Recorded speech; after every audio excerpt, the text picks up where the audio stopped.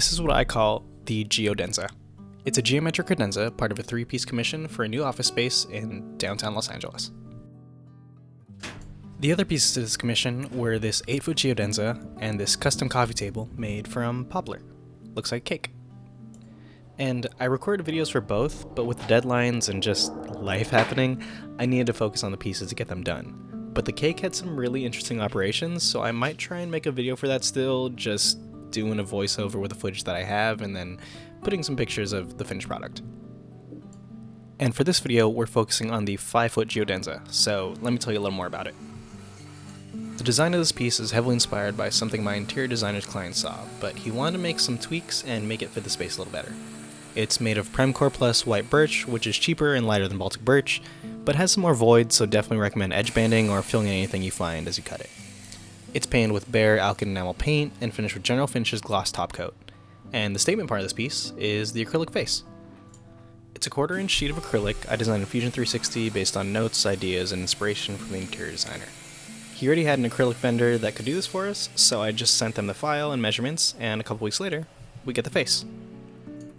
And this was really some of my first couple projects working with sheet goods. Everything else I've made so far has been with hardwood, milling it, dimensioning it, then sticking it all together. And I gotta say, it's really nice not having to mill anything.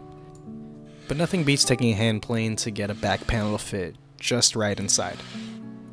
I'm not gonna lie though, when I do this again, because I have 2 more of those acrylic faces, I'm just gonna do some dados on the back and do a 1/4-inch back panel because it would be a lot easier and I think it might fit a little smoother, so that way I don't have to do too much hand tooling to get things to fit just right.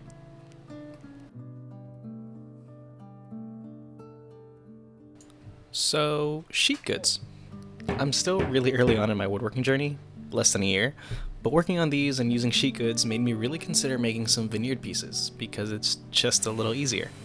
I'm not going to abandon hardwood because hardwood is the love of my life, especially walnut and my mistress white oak, but working with sheet goods just opened up some more design ideas, cabinetry, shop furniture, and other things that can be made faster and easier than having to mill up your material. And with edge banding and veneering, the materials can just go a little bit farther, but I still only have a 6-inch 1-horsepower bandsaw, so if I want to make my own veneers, they're going to be pretty small. But it is something I want to experiment with in the future to try and make some really particularly nice grain boards go a little longer. So here I'm just rounding over the edges really slowly with a really slow rotation speed on my router, because I'm going to paint this and I'm going to sand it so it's going to be smooth anyways, but I just like the idea of having rounded corners. And sanding, that's something that I really learned is a little different with plywood. You gotta sand slower and with a higher grit, and don't sand too much, and you can't shape too much because you can't lose that much material because you'll sand through the veneer. I'm missing hardwood more and more the more I talk about plywood and sheet goods. Because even though it's easier because you don't have to dimension or mill anything with plywood, you don't have the same ability to patch things up as you do with hardwood, because hardwood you can, kind of grain match a little bit and make things work, but if you mess up and make a gouge or something in plywood, it might be a little harder.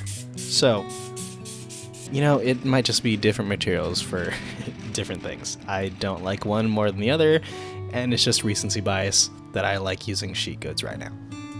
And let me tell you about my journey with paint and learning everything I did about it, because I am not a painter. But with these 3 pieces, with the cake, the green geodenza, and this blue geodenza, they were all painted pieces, so I needed to learn how to paint.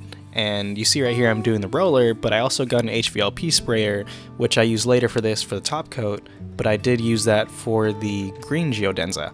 And I learned a lot about HVLP spraying and a lot about what brands to use, what kind of paint to use.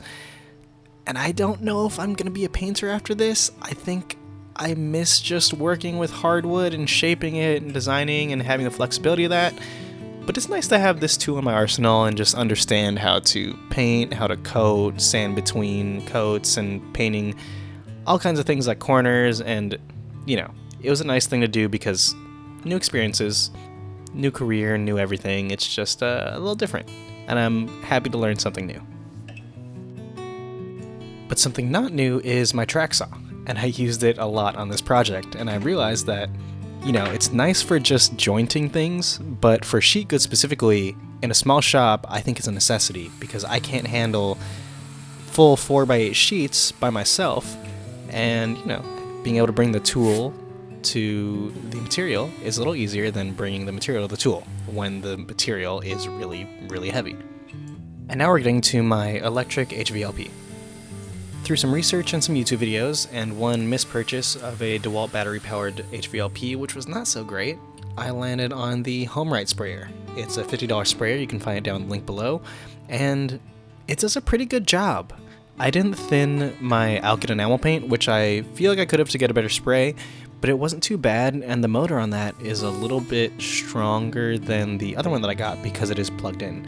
And I realized that plugging in is not a big deal for me. I'm always really close to the shop, so it doesn't really help me too much by losing the ability to use it wireless with the DeWalt batteries.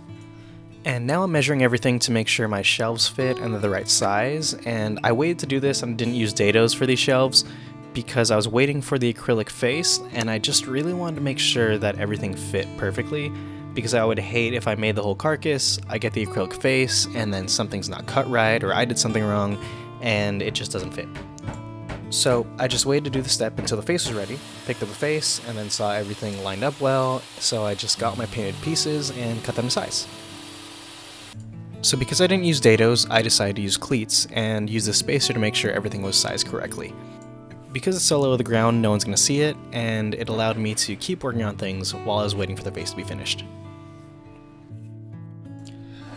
And to my greatest joy, everything fits, the shelf is right below the middle section, and we're good to go.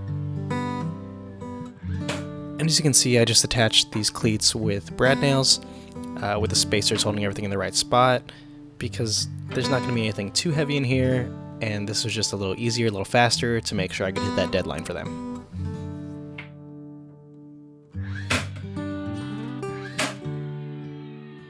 And now just spraying on some General Finishes High Performance Gloss, and I think I might play with poly finishes a little bit more because I'm interested in the durability. I like the look of oil finishes a lot more, but I haven't used poly before, so maybe on the next hardwood project, I'll give that a shot.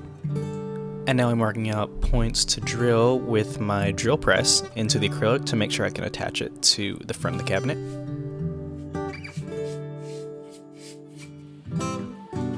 And as you see here, as I'm prepping to drill with this Forstner bit, I start rubbing a little bit of dish soap and water on the bit, just so it's a little bit of extra lubrication. I haven't tried it dry, but I did read online that the acrylic might benefit a little bit from a little bit of lubrication. I didn't want to take the risk drilling through and cracking a custom laser cut piece of acrylic. So, not taking any chances, and it worked on the green one, worked on this one. Now I feel pretty confident about drilling and cutting everything, because I've also cut it with my track saw. And what I learned is to cutting acrylic and putting holes in acrylic, just go slow, a little bit of lubrication, you know, just the stuff that you should normally do. And this is actually the last clip I have, because they gave us the wrong color acrylic, so while waiting for the right color, I had to just wait around, but our deadline was getting closer, so as soon as that came in, I just assembled it and delivered it. So here it is in its new home, and I learned a lot from this piece, and I'm really glad that I got to work with sheet goods, and I'm really glad to be making a video again after so long. Thank you guys for watching, and I'll catch you in the next one.